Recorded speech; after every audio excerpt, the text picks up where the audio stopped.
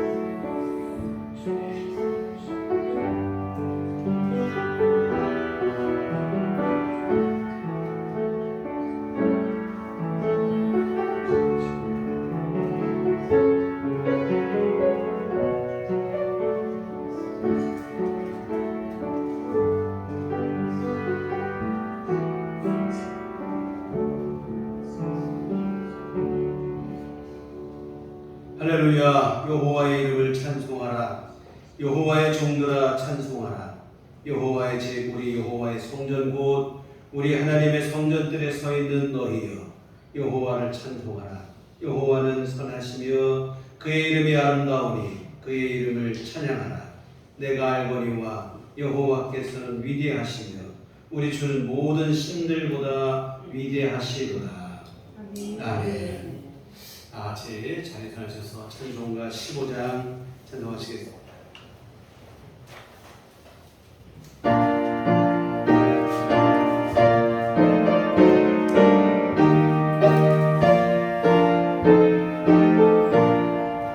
아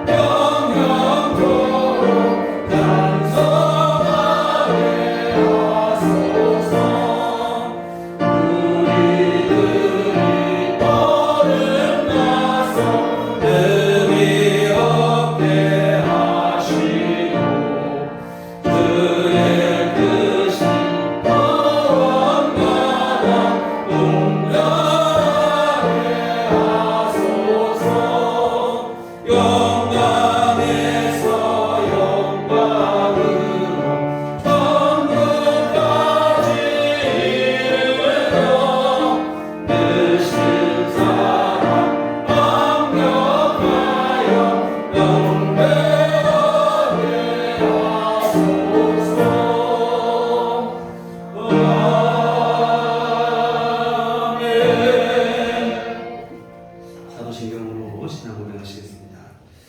전능하사 천지를 만드신 하나님 아버지를 내가 믿사오며 그의 아들 우리 주 예수 그리스도를 믿사오니 이는 성령으로 잉태하사 동정녀 마리아에게 나시고 본디오 빌라도에게 고난을 받으사 십자가에 못 박혀 죽으시고 장사한 지 사흘 만에 죽은 자 가운데서 다시 살아나시며 하늘에 오르사 전능하신 하나님 우편에 앉아 계시다가 저리로서 산 자와 죽은 자를 심판하러 오시리라.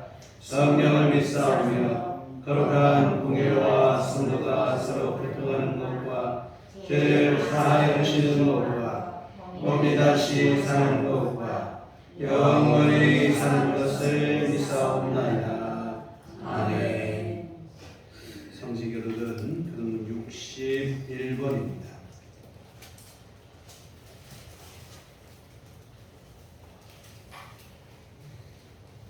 금 61번 시편 142편 말씀 교독하시겠습니다. 내가 소리내어 여호와께 부르짖으며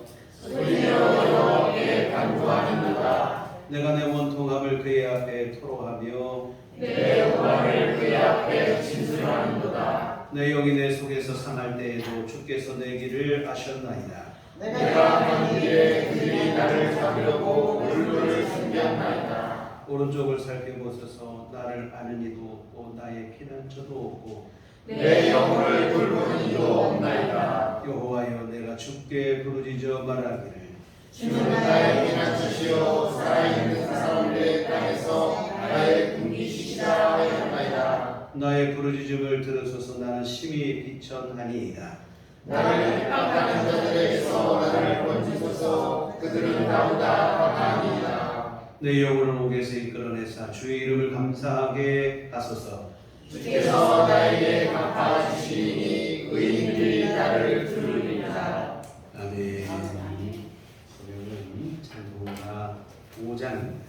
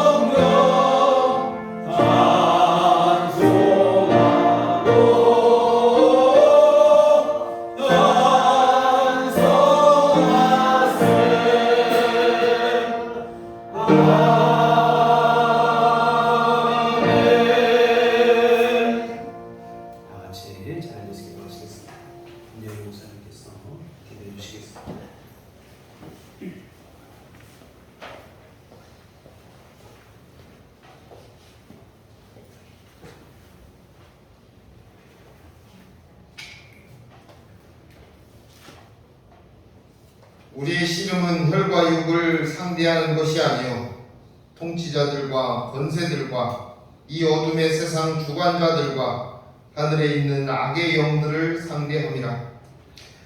뜨거워 숨이 탁탁 막히고 살갗을 태울 것 같은 강렬한 햇빛이 내리쬐는 날씨에도 또 강한 비와 바람 속에서도 주님을 향한 마음만은 뜨거운 열정만은 멈출 수가 없게 하여 주시옵소서. 거룩한 주님의 날 그 마음으로 주님 앞에 무릎 꿇고 성령의 도우심을 받기를 소원합니다. 주님 저희들을 기뻐 받아주시고 성령님을 이 시간 이 예배에 보내주셔서 우리 모두를 주님의 자녀로 삼아 주시옵소서. 주님의 마음으로 살아가려 하지만 때때로 너무 많은 세상의 유혹이 쉽사리 빠져버리는 우리 자신을 만나게 됩니다. 이 시간 보내주신 성령의 구속함으로 우리의 모든 허물을 사하여 주시옵소서. 반성도 없고 또 뻔뻔한 민낯은 미래도 불투명하다는 것을 역사의 교훈으로 우리에게 가르치고 실천할 수 있도록 도와주시는 성령님.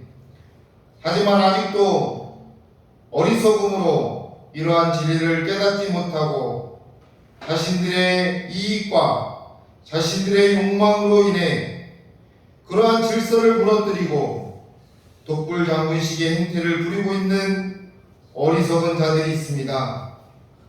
용서해 주님, 부끄럽지 않은 자들로 변할 수 있도록 성령님 이끌어 주시옵소서. 이 나라와 국민들도 위기를 기회로 삼을 줄 알게 지혜를 덧입혀 주시옵소서.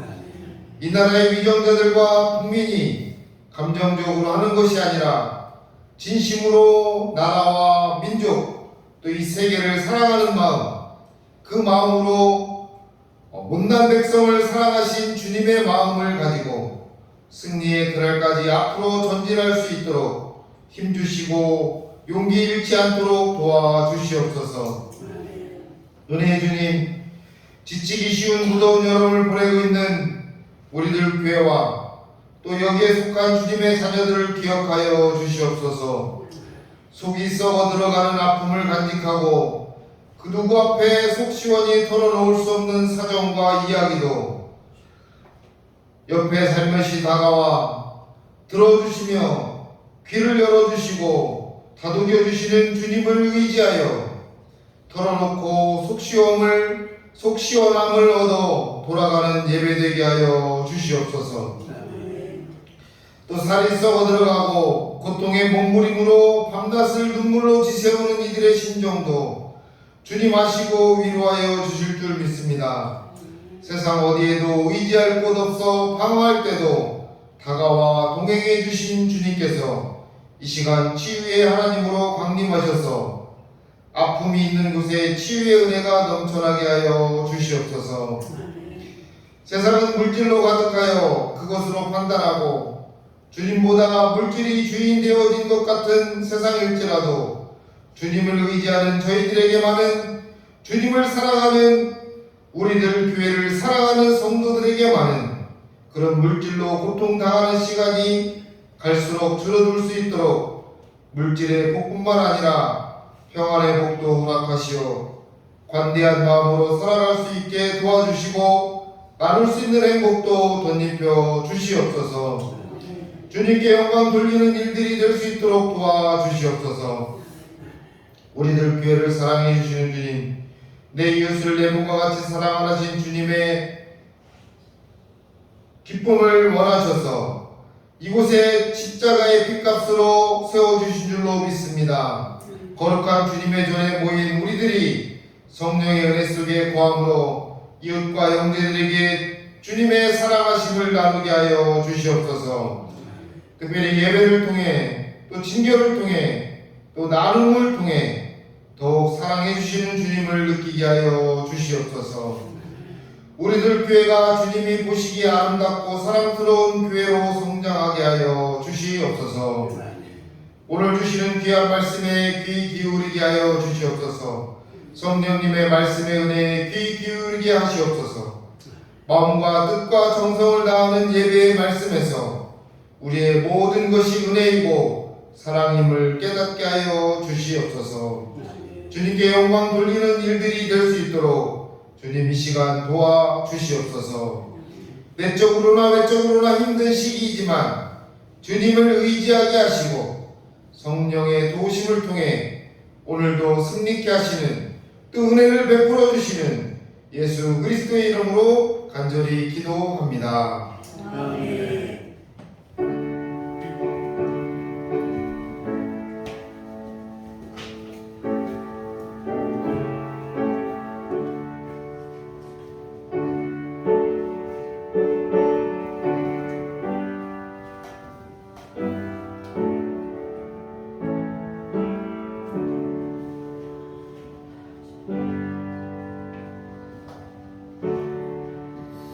주님과 같이 기도하시겠습니다. 하늘에 계신 우리 아버지여, 이름이 거룩히 여김을 받으시오며 나라의 마옵시며 뜻이 하늘에서 이룬 것 같이 땅에서도 이루어지니라. 오늘날 우리에게 일용할 양식을 주옵시고 우리가 우리에게 죄진 자를 사하여 주는 것 같이 우리의 죄를 사하여 주옵시고 우리를 시험에 들게 하지 마옵시고 다만 악에서 구하옵소서. 내게 나와 권세와 영광이 아버지께 영원히 있사옵나이다. 아멘. 이 시간 우리에게 주신 하나님 말씀은 사무엘상 2장 27절부터 30절까지 말씀 함께 보시겠습니다. 구약성경 사무엘상 2장 27절부터 30절까지 우리 다 같이 한 목소리로 합독하시겠습니다. 하나님의 사람이 엘리에게 와서 그에게 이르되 여호와의 말씀에 너희 조상의 집이 애굽에서 바로의 집에 속하였을 때에 내가 그들에게 나타나지 아니하였느냐. 이스라엘 모든 지파 중에서 내가 그를 택하여 내 제사장으로 삼아 그가 내 제단에 올라 분향하며 내 앞에서 내 옷을 입게 하지 아니하였느냐. 이스라엘 자손이 드리는 모든 화제를 내가 내 조상의 집에 주지 아니하였느냐. 너희는 어찌하여 내가 내 처소에서 명령한 내 재물과 예물을 밟으며 내 아들들을 나보다 더 중히 여겨 내 백성 이스라엘이 드리는 가장 좋은 것으로 너희들을 살찌게 하느냐. 그러므로 이스라엘의 하나님 나 여호와가 말하노라. 내가 전에 내 집과 내 조상의 집이 내 앞에 영원히 행하리라 하였으나 이제나 여호와가 말하노니 결단코 그렇게 하지 아니하리라. 나를 존중히 여기는 자를 내가 존중히 여기고 나를 멸시하는 자를 내가 경멸하리라. 우리 주님의 총과 평강이 교회여러분과들 함께 하시기를 기원합니다. 멸추감사 주일 관계로 2주 만에 사무엘상 강의 말씀으로 다시 살펴보게 되는데요. 지난 시간까지 사무엘의 출생에 관해서 살펴보았습니다. 아이를 낳지 못하는 한나의 아픔과 슬픔으로부터 이야기가 시작이 되는데요. 이런 한나의 아픔과 슬픔을 가중시키는 요인이 있었는데 한나의 가정에는 부인이 한나 혼자가 아니고 2명의 부인이 있었다고 하는 사실입니다. 요즘은 일부 일처제가 정착이 되었지만 제 어린 시절만 해도 이런 가정들을 심심치 않게 주변에서 살펴볼 수 있었어요. 저희 집하고 담장 하나 사이로 이웃을 한 집도 2명의 부인을 두고 있었는데 동갑내기 친구가 그 집에 있었어요. 근데 그 동갑내기 친구는 그 중에 작은 부인의 아들이었는데 초등학교 다닐 때 엄마가 집을 나가셨습니다. 다다익선이라고 뭐든 좋으면 좋을 줄 아는, 많으면 좋을 줄 아는데 그렇지 않아요. 이 부인들 간의 갈등도 있고 나중에는 그 부인들 사이에서 태어난 이복 형제들 간의 갈등, 이 바람잘 날이 없죠. 이 한나의 남편인 엘가나도 마찬가지입니다. 한나와 브닌나라고 하는 그 아내 사이에 갈등이 있습니다. 두 부인들 보면 다 아픔이 있어요. 한나는 자식이 없는 아픔이 있고 브닌나는 남편의 사랑을 받지 못하는 그 아픔을 갖고 있어요. 그러다 보니까 브닌나는 남편의 사랑받지 못하는 서름을 자식이 없는 부인 한나에게 풀어버리는 거예요. 자기 자식을 앞세워서 한나를 도발하고 자극하는 것입니다. 그럼 이 가정을 참 생각해 보세요. 엘가나도 그렇고 한나도 그렇고 브닌나도 그렇고 행복한 사람이 아무도 없어요. 모두가 다 불행합니다. 이 창조의 원리에 따라 순결한 가정을 이루어야 되는데 말라기에 보면 그런 말씀이 있어요. 하나님께서는 영이 충만하시어서 온 우주 만물 이것저것 다 우주 만물을 하나님이 지으실 만한 능력이 하나님께 있는데 그런데 아담을 위해서는 오직 여러 여자를 지은 게 아니고 한 여자 하와만을 지으셨다는 얘기를 하십니다. 왜 그렇습니까? 이게 바로 창조의 원리다 이 말이죠. 한 남편에 한 아내 이 창조의 원리에 따라 자신의 배우자만으로 만족할 때 비로소 진정한 행복과 평안이 주어지는 줄 믿습니다. 이와 같은 한나가 이래저래 아픔이 있어요. 그러나 중요한 것은 한나는 이 아픔과 슬픔에 완전히 잠식당하지는 않았다고 하는 사실입니다. 하나님 앞에 나아가 기도할 줄 아는 믿음의 여성이었습니다. 아들을 주시면 내가 하나님께 바치겠으니 나에게 아들을 주시라. 소원을 하며 간절히 기도하고 하나님께서는 이 기도를 들으셔서 아들을 주시는 그게 바로 이제 사무엘이 되어지죠. 그리고 이 사무엘은 훗날 하나님 앞에 아주 귀하게 쓰임받는 인물이 돼요. 그냥 아들 낳지 못하다 아들 하나 낳은 정도가 아니고 그 아들이 믿음의 아들이고 하나님의 일들을 위해서 크게 쓰임받는 훌륭한 인물이 되어지죠.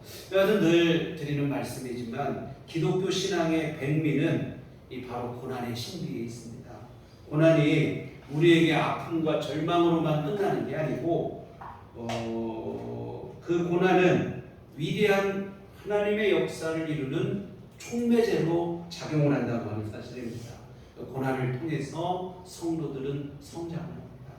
고난을 통해서 하나님 앞에 더 가까이 나아가고 고난을 통해서 더 기도하고 또 그 고난을 통해서 하나님의 일들이 우리 삶 속에 이루어지게 된다 이 말이죠. 이 조개가 살을 파고드는 아픔을 진주로 승화시키는 것 같은 일들이 일어나게 되어지는데요. 한나의 자식 없는 슬픔, 그 슬픔을 통해 사실은 위대한 하나님의 사람 사무엘을 준비하는 그러한 일로 작용을 하게 되어졌습니다. 여하튼 기도로 사무엘을 얻은 한나는 하나님께 약속했던 그대로 그 약속을 이행을 합니다. 아들을 주시면 하나님께 나시린으로 내 아들이 아니라 하나님의 일꾼으로 드리겠다 이 얘기가 되어지는데 젖을 뺄 때까지만 키우다가 젖을 땐 이 사무엘을 하나님께 바칩니다. 그래서 하나님 앞에서 성전에서 엘리 제사장의 지도하에서 이 사무엘 이 아주 그냥 아장아장 걷기 젖을 땐 나이 때부터 거기에서 자라면서 하나님의 일꾼으로 준비가 되어져 가는데 본문 바로 전에 있는 26절에 보면 아이 사무엘이 점점 자라매 여호와와 사람들에게 은총을 더욱 받더라 이렇게 됐습니다. 하나님과 사람들에게 은총을 입으며 욕심만 자라는 게 아니고 믿음도 자라고 하나님의 귀한 일꾼으로 준비가 되어져 가는 거예요. 이 말씀 보면 예수님의 유년 시절에 대한 기록이 생각이 나요. 예수님에 대한 유년 시절의 기록도 보면 누가복음 2장 52절에 예수는 지혜와 키가 자라나며 하나님과 사람에게 더욱 사랑스러워 가시더라. 이와 같은 사무엘은 성전에 자라며 믿음의 인물로 준비되어져서 하나님 앞에 귀하게 쓰임받는 인물이 결국 되어집니다. 시작은 한나의 눈물이었어요. 한나의 아픔과 눈물이었지만 하나님께 사무엘이 귀하게 쓰임받는 영광으로 열매를 맺는 이 아름다운 얘기로 사무엘의 가정의 이야기가 시작이 됐습니다. 오늘 본문은 이러한 사무엘의 가정과 대조를 이루고 있는 엘리 제사장 가정에 대한 기록입니다. 이 엘리는 제사장이었고 또한 동시에 사사이기도 했습니다.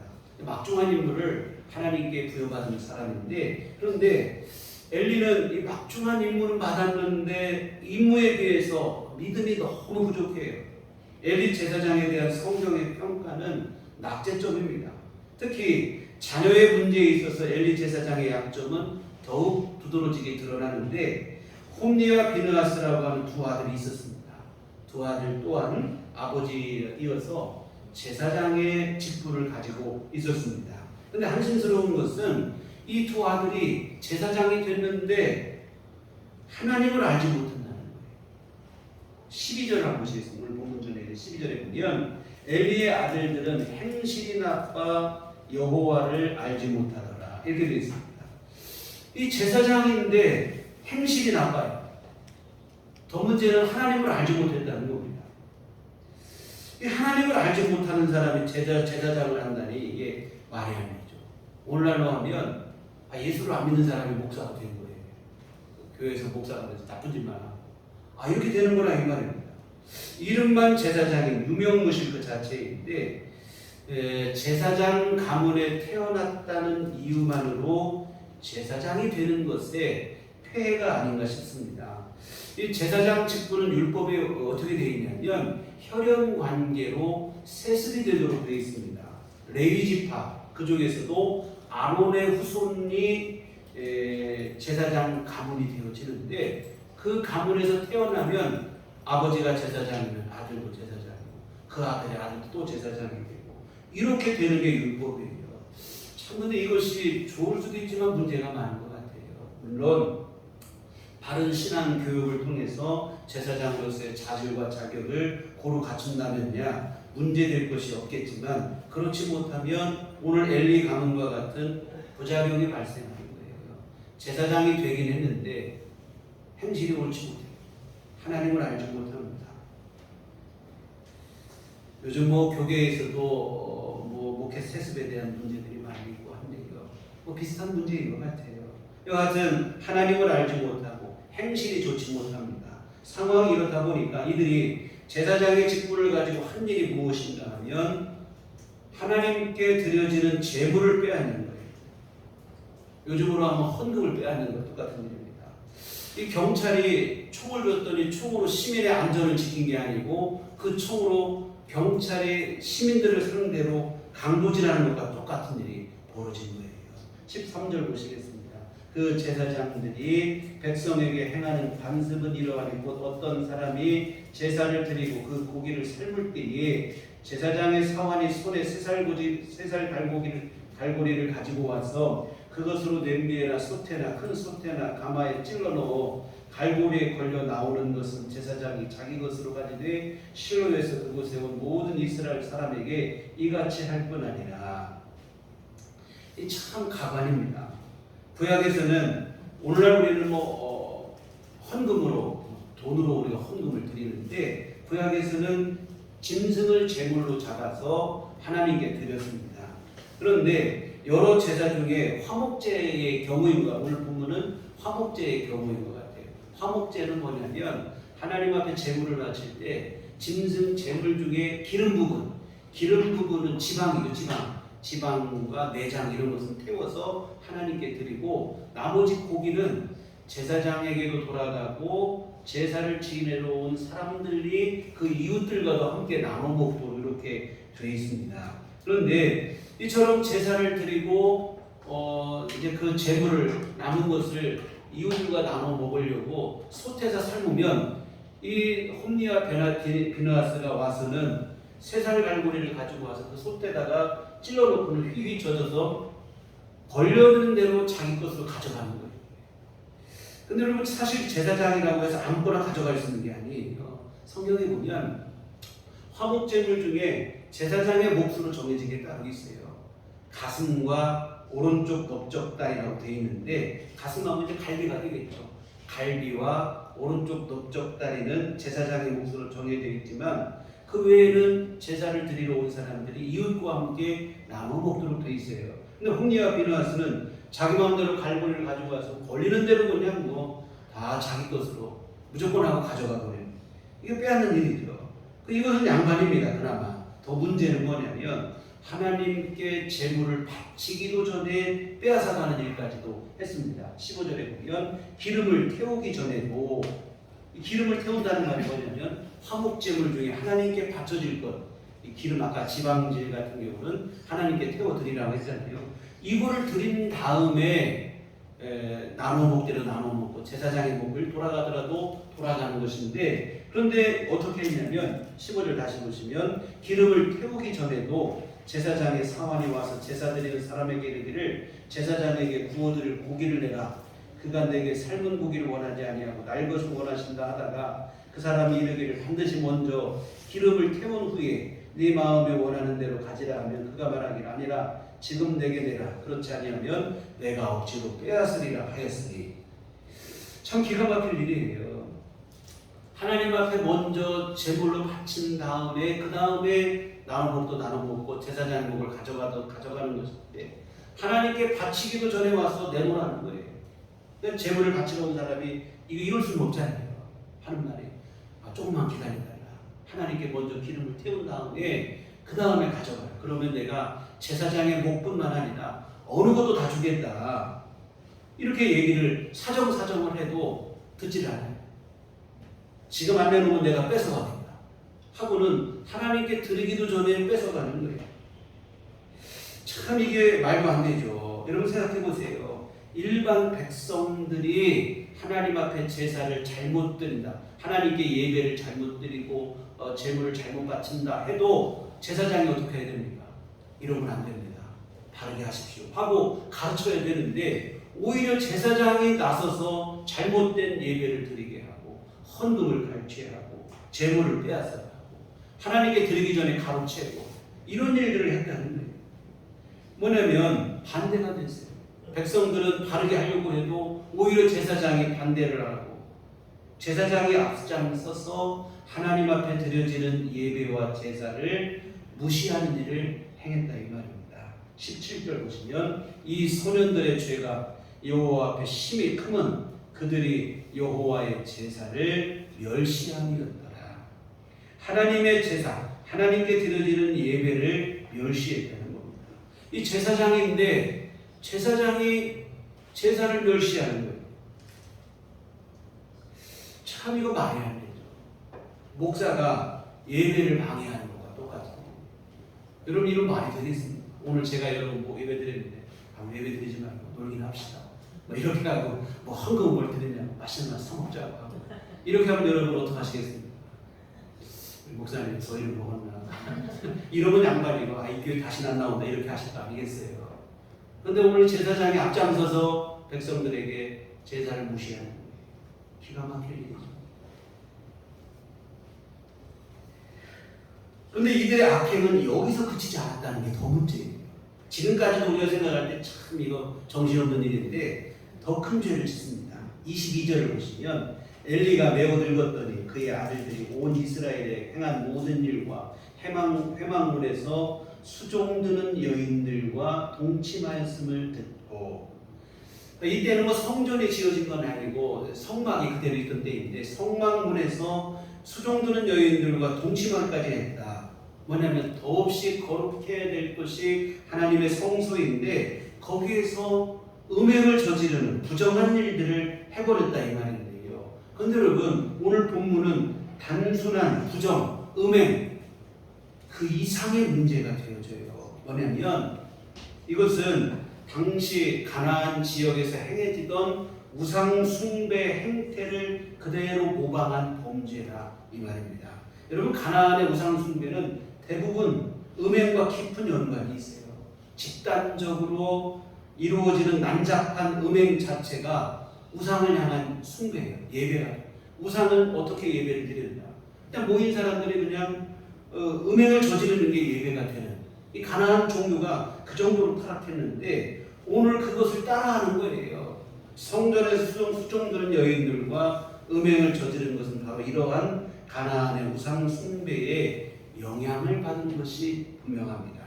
이 가나안의 우상 숭배에 제사장이 물들어버린 거예요.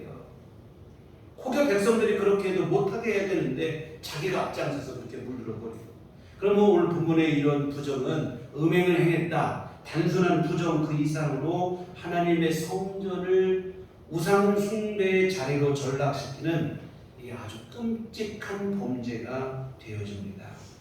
여러분 지금까지 말씀드린 홈리와 비느하스, 엘리의 제사장의 두 아들 홈리와 비느하스의 행태를 보면 이름만 제사장이지 이게 아예 없는 것보다도 못한 실정입니다. 제사장이라는 이름을 가지고 오히려 예배를 멸시하고 우상 숭배를 조장하는 일까지 서슴지 않고 있습니다. 그런데 여러분 더 문제는 이런 사실을 알고도 엘리 제사장이 올바른 대처를 하지 못했다고 하는 사실입니다. 우리는 뭐 문제야 뒤에는 사실 문제 부모가 있는 거예요. 단호하게 책망을 해서 다시는 이런 일을 하지 못하도록 제사장으로서의 그 믿음을, 자질을, 자격을 갖추도록 교육을 해야 되는데 그러지를 못하고 엘리 제사장은 이런 소식이 들리니까 뭐라고 하는 거예요? 그러지 마라. 왜 그래? 이런 정도로 그냥 타이르고 마는 거예요. 너무 점잖게 타이르고 가는 거예요. 이 흠니와 비느하스도 문제지만 이 아버지 엘리가 더 문제입니다. 엘리가 아들들을 따끔하게 혼나서 바로잡았어야 된다 이 말입니다.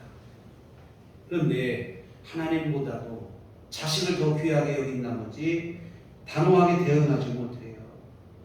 하나님께서 이처럼 이 홈리와 비느하스 이런 비위, 이 악행을 나중에 책망하실 때 하나님께서는 누구를 책망하시냐면 홈리와 비느하스가 아니라 그 아버지 엘리를 책망하십니다.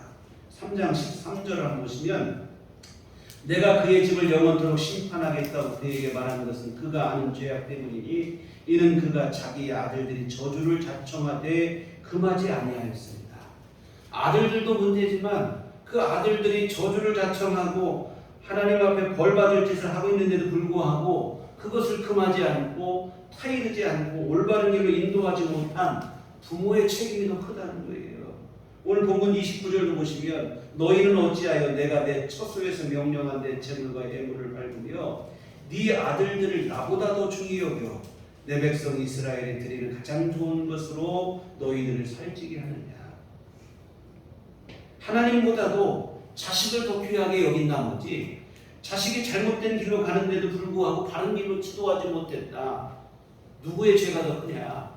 이 엘리, 그 아버지 엘리의 죄가 더 크다고 하나님은 홈리와 비느하스를 책망하시는 게 아니고 그 아버지를 책망하시더라 이 말입니다. 이와 같은 자식을 귀하게 여긴다고 생각해서 그에게 따끔하게 충고를 못했는데 자식을 귀하게 여기는 게 아니고 죽음의 길로 내미는 것 똑같은 어리석은 일이 되어졌습니다. 정말 여러분, 저희도 외동을 두었지만 요즘은 외동 아니면 자식이 많아야 둘, 하나도 셋, 요즘 넘기가 어려운 세대가 되다 보니까 자식들을 너무 귀하게 여기는 거예요. 물론 자식을 귀하게 여기는 것은 나쁜 일이 없죠. 문제는 어떻게 하는 것이 진짜로 자식을 위하고 귀하게 여기는 일인지를 분별하지 못한다고 하는 사실입니다. 여러분 어떻게 하는 게 진짜로 내 자식을 귀하게 여기는 일이고 내 자녀를 위하는 일일까요? 오늘 엘리처럼 그냥 나쁜 길로 가도 오냐 하고 그냥 이게 아니라 이 말이죠. 정말 여러분 내 자녀를 위하는 것은 이런 일은 아닌 것 같아요. 이건 방임이 되어지겠죠. 자녀의 심령 안에 여러분 분명한 믿음을 심어 주셔야 될 줄 믿습니다. 하나님을 진심으로 사랑하는 자녀가 되도록 또 하나님 두려운 줄 아는 믿음으로 가르칠 수 있어야 될 줄 믿습니다.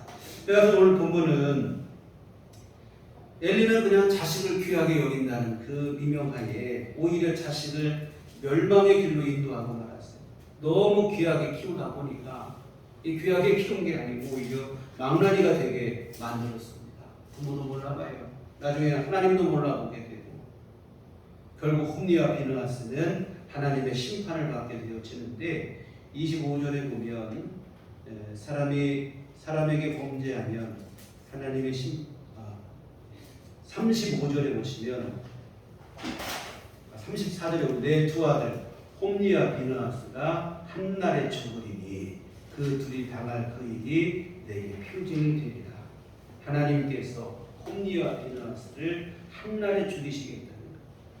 이 전쟁에 나가서 죽임을 당하게 되는데 사실은 홈리와 비느하스만 죽는 게 아니고 홈리와 비느하스가 죽은 소식을 듣고 그 아버지도 그날에 죽음을 당하는 끔찍한 비극으로 끝나게 되어지는데요. 이와 같은 엘리의 제사장 그리고 두 아들 홈리와 비느하스는 모두 제사장이라고 하는 막중한 귀중한 직책은 갖고 있었지만 그들의 실체는 제사장과는 전혀 상관없는 형편없는 모습입니다. 제사장이라고 하는 이름으로 오히려 하나님의 제사를 멸시하는 일을 했습니다.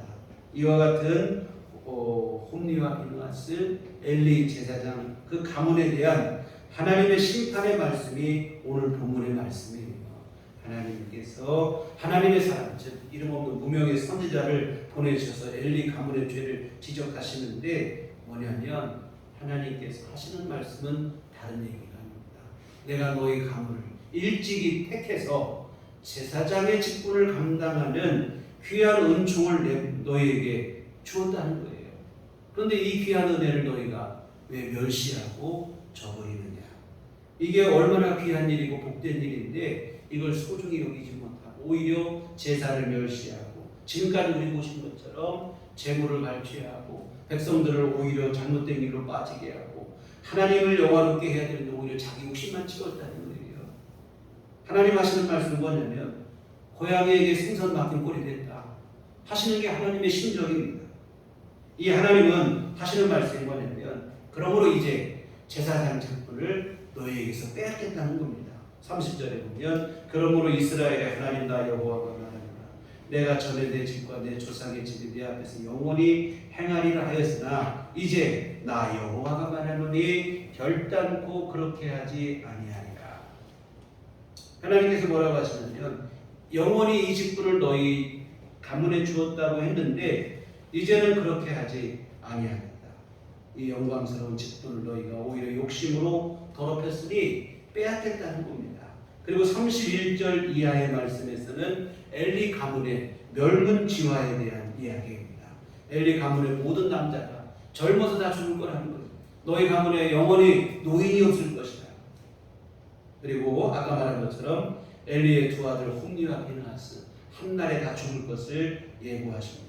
여하튼 엘리 가문이 완전히 멸족이 되는 끔찍한 심판인데 말씀드린 것처럼 처음 시작은 은혜입니다. 하나님께서 엘리 가문에게 제사장 직분이라고 하는 귀중한 은혜를 주신 것으로 시작이 됐는데 그 은혜를 알지 못하니까 결국에는 이와 같은 끔찍한 심판으로 끝을 보게 되어지는데 하나님께서 하시는 말씀 30절 하반절이 오늘 제일 중요한 말씀인데 나를 존중히 여기는 자를 내가 존중히 여기고 나를 멸시하는 자를 내가 경멸하리라.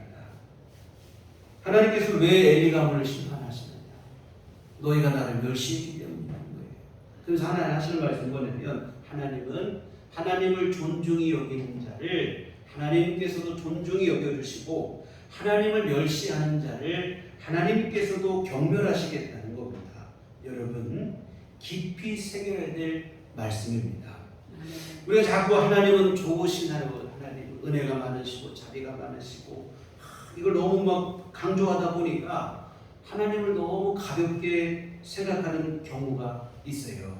아무렇게나 해도 하나님 앞에 내가 그냥 아무렇게나 해도 하나님은 원래 좋으신 하나님이기 때문에 우리에게 은혜를 베푸시고 자비를 한없이 베푸시고 이런 생각으로 오만방자해질 때가 있어요. 여러분 이건 옳지 않은 생각입니다. 하나님을 존중히 여기셔야 하나님께서도 우리를 존중히 여기시고 내가 하나님을 무시하고 경멸하고 멸시하면 하나님도 우리를 멸시하시겠다는 거예요. 다만 오해는 없었으면 좋겠습니다. 자칫 오늘 말씀을 잘못 오해하면 하나님의 은혜로 사는 게 아니라 우리의 노력으로 우리가 어떻게 하느냐에 따라서 하나님의 은혜도 있고 하나님의 도움도 있고 뭐 이런 생각을 하시기가 쉬운데 그렇지는 않아요.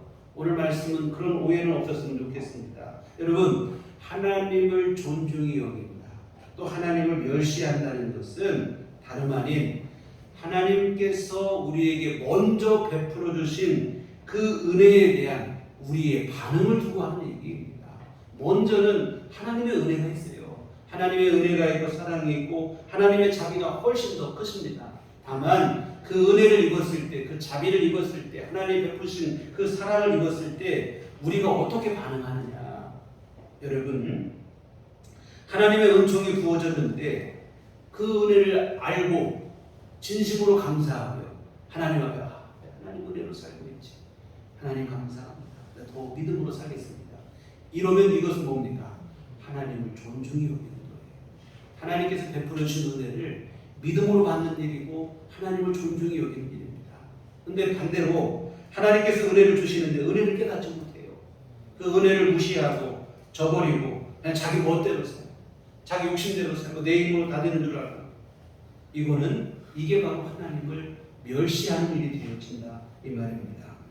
여러분 하나님의 은혜로 사는 인생임을 알고 하나님 앞에 겸손한 믿음이 되셔서 하나님께서 내려주신 은혜를 감사한다면 그것이 바로 하나님을 존중히 여기는 일이에요. 여러분 사무엘과 엘리 가문의 차이가 바로 여기 있었다 이 말입니다. 사무엘의 어머니 한나는 하나님을 존중히 여기는 사람이었어요. 반면에 엘리 제사장은 하나님을 멸시하는 사람이었습니다. 한번 보세요. 한나를 보시면 기도를 통해서 사무엘 아들, 귀한 아들 사무엘을 얻는 하나님의 은혜를 입었습니다. 이 은혜를 입었을 때 한나는 어떻게 합니까? 내가 그래도 아들을 낳았지 않아. 하나님의 은혜 잊어버린 게 아니고 하나님의 은혜로 내가 이 아들을 얻었다. 이름부터 하나님께서 들으시리라는 이름으로 사무엘이라는 이름을 지었고, 그리고 하나님께 드렸던 약속, 그 약속 그대로 사무엘을 하나님께 나시린으로 드렸다 이 말입니다. 무슨 얘기입니까? 하나님께서 베풀어 주신 은혜를 아는 거예요. 그리고 그 은혜를 감사합니다. 이게 바로 하나님을 존중히 여기는 일인 줄 믿습니다. 내가 먼저 하나님께 대단한 충성을 해서 하나님이 그 충성을 알아보시고 나를 이게 아니에요. 먼저는 하나님의 은혜가 베풀어지고, 그 베풀어진 은혜를 내가 알고 감사하면 이게 하나님을 존중히 여기는 거예요.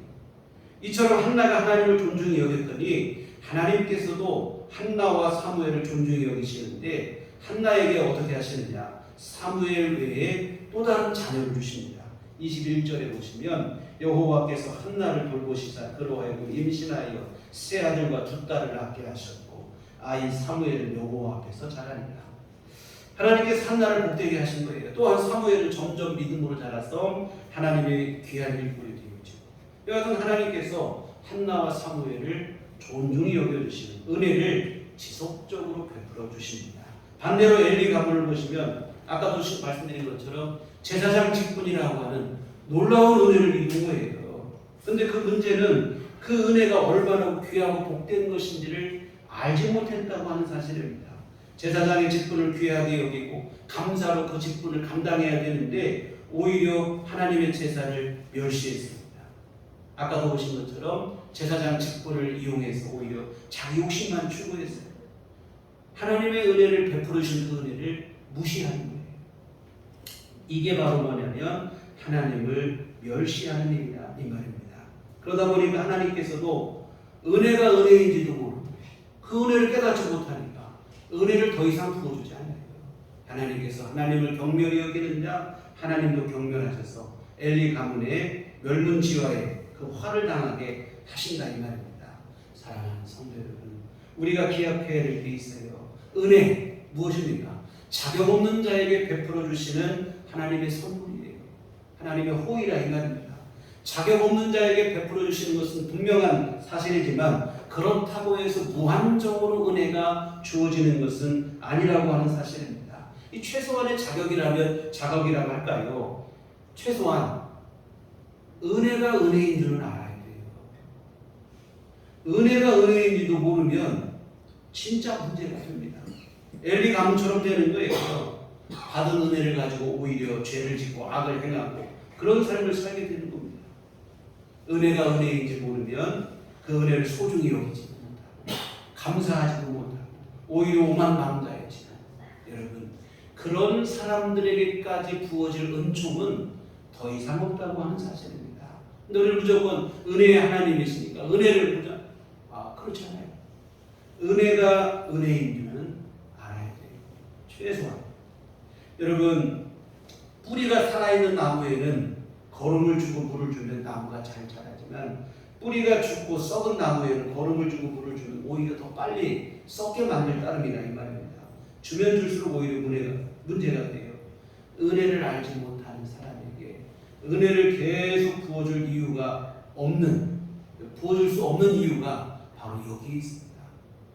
은혜가 오히려 독이 되고 화가 될 뿐이다 이 말입니다. 사랑하는 성도 여러분, 하나님의 은혜를 알았으면 좋겠습니다. 내가 하나님의 은혜로 사는 인생 그것을 분명히 알고 하나님께서 나에게 주신 은혜가 얼마나 귀하고 소중한지는 여러분 분명히 아시고 그 은혜 앞에 감사할 줄 알았으면 좋겠습니다. 이것이 바로 하나님을 존중히 여기는 일입니다. 하나님께서 우리에게 대단한 걸 요구하시는 게 아니에요. 네가 먼저 죽도록 충성하고 이걸 요구하시는 게 아니고 내가 은혜를 줄게. 그 은혜가 은혜인 줄 알아라. 그 은혜가 얼마나 고마운지도 알고 이 은혜가 얼마나 소중한 것인지도 알고 그 은혜를 소중히 여기라. 하나님께서 우리에게 요구하시는 건 바로 이것입니다. 이것은 여러분 사실은 하나님의 은혜에 대한 최소한의 예의라고 생각합니다.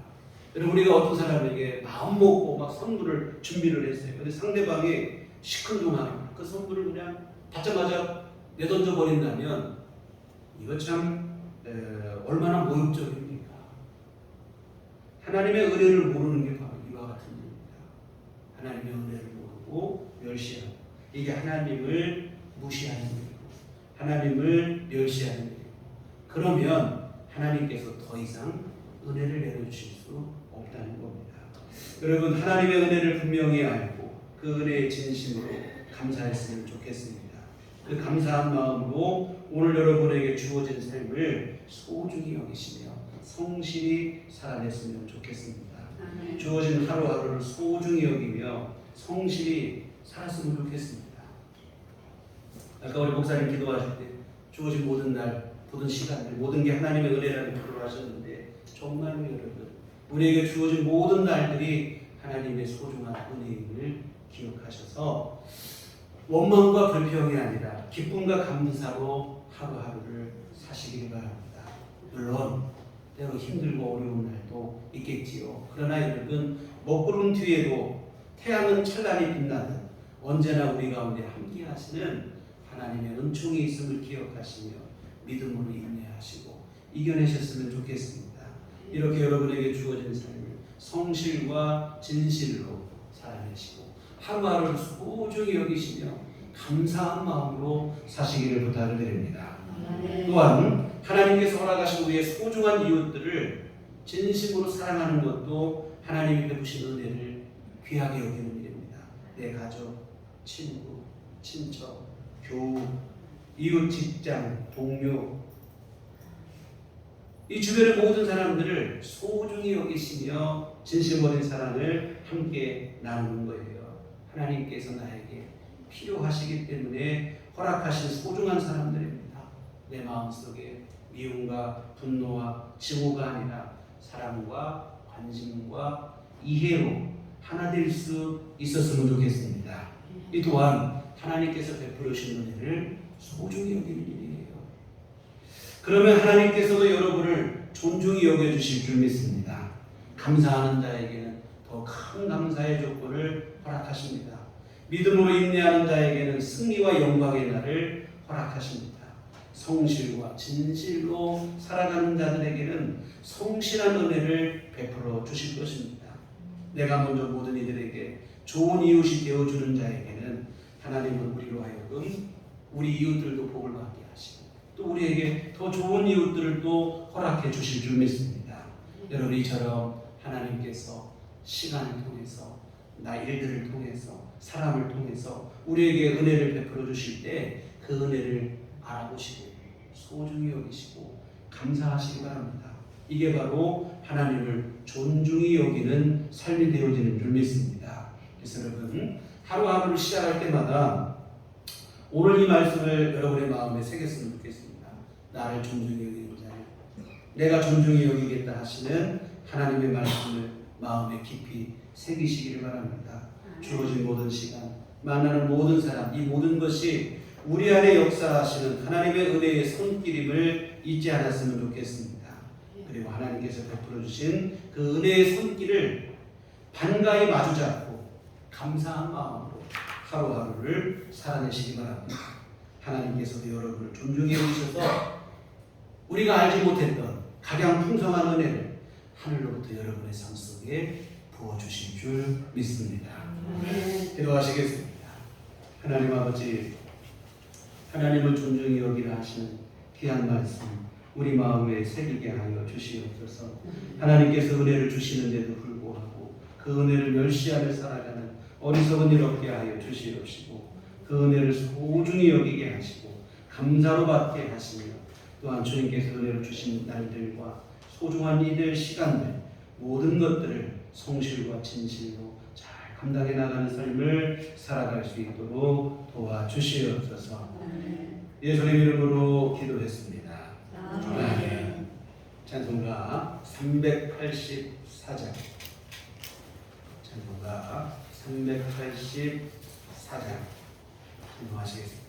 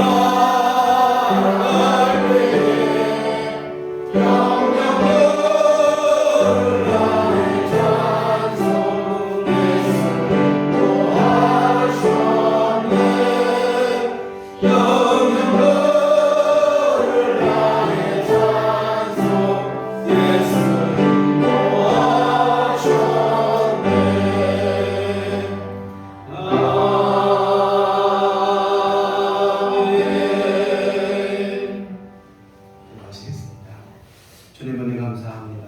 날마다 우리 안에 함께 하시고 우리 삶을 인도하시고 보호하시는 데 감사합니다. 지난 한 주간 우리를 보호하셨다가 오늘도 주 앞에 함께 예배할 수 있도록 건강 주시고 시간 주시고 또 믿음 허락하시고 주를 향한 사모하는 마음 주시니 감사를 드립니다. 예하는 주 감사하며 주 앞에 이 헌금 드립니다. 하나님 기뻐 받으시고 하나님의 선한 일을 이루게 하여 주시옵소서.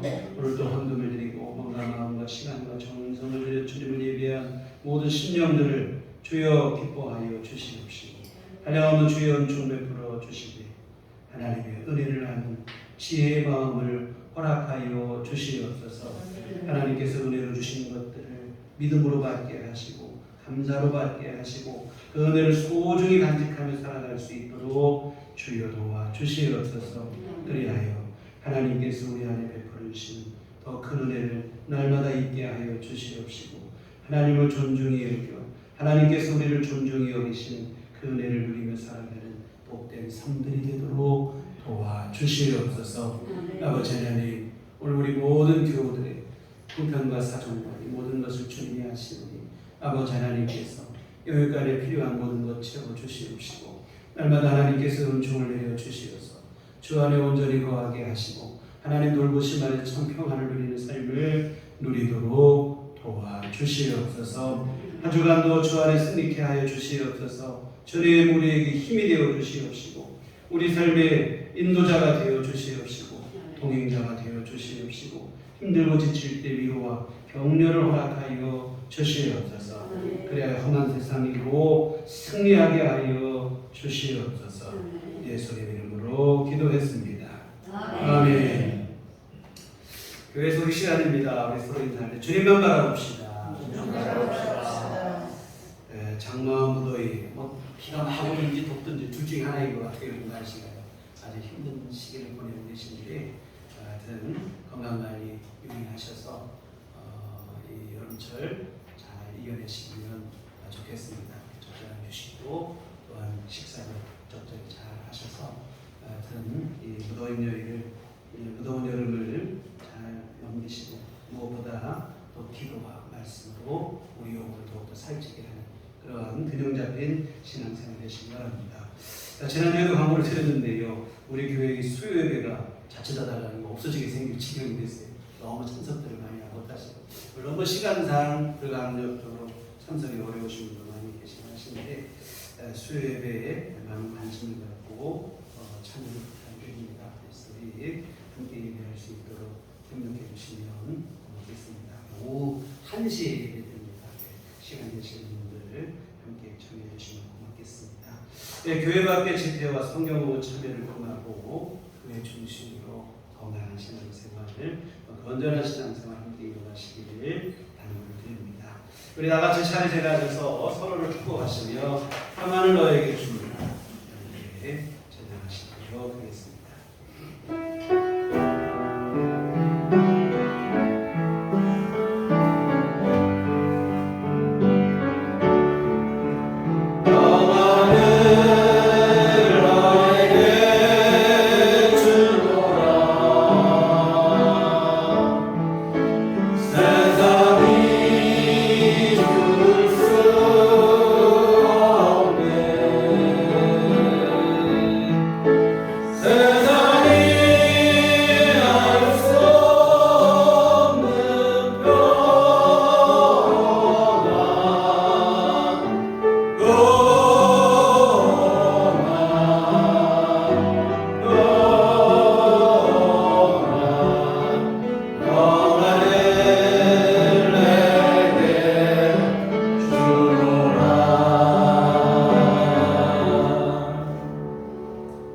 오직 성령이 너희에게 임하시면 너희가 권능을 받고 예루살렘과 혼유대와 사마리아와 땅끝까지 이르러 내 증인이 되리라. 우리가 주의 증인이 되겠으나 이제는 우리 주 예수 그리스도의 구속의 은혜와 하나님 아버지의 극진하신 사랑하심과 성령의 외유를 등역사 강화감동 충만하심 주의 피로 세우신 우리들 교회 위에와 하나님의 은총을 알고 그 은총 안에 늘 머물며 살아가기를 소원하고 하지만 주의 모든 자녀들의 심령 위에 지금부터 영원토록 함께 계시기를 간절히 축원하오.